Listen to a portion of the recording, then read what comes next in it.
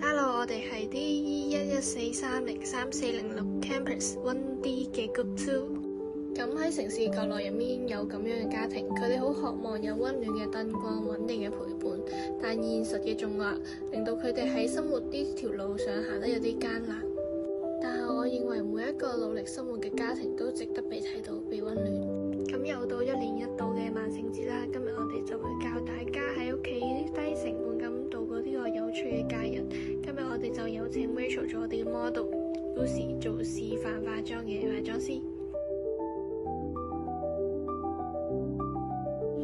咁首先啦，我哋就用 Cambook 嘅呢支眼線膠筆啦，去畫翻我哋呢個妝容入邊嘅一啲幼細嘅線條。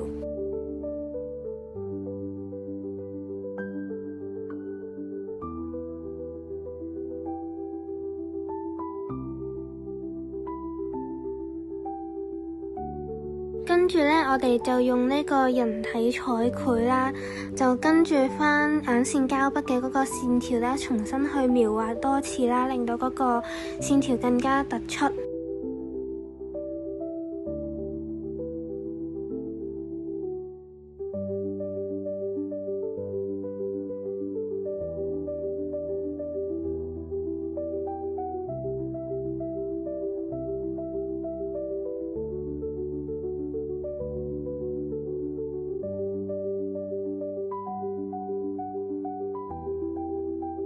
咁之後呢，就用呢個眼線膠筆啦，去描繪翻呢個妝容佢一啲比較幼細嘅圖案。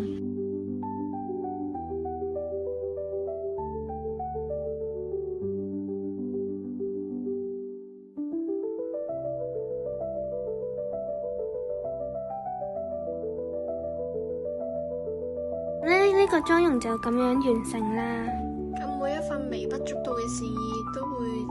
藏住人心嘅力量，佢哋就好似人間嘅螢火蟲一樣，雖然微弱，但係喺聚集之後就可以變成照亮前路嘅璀璨光芒。對於嗰啲身處困境嘅弱勢社群家庭而言，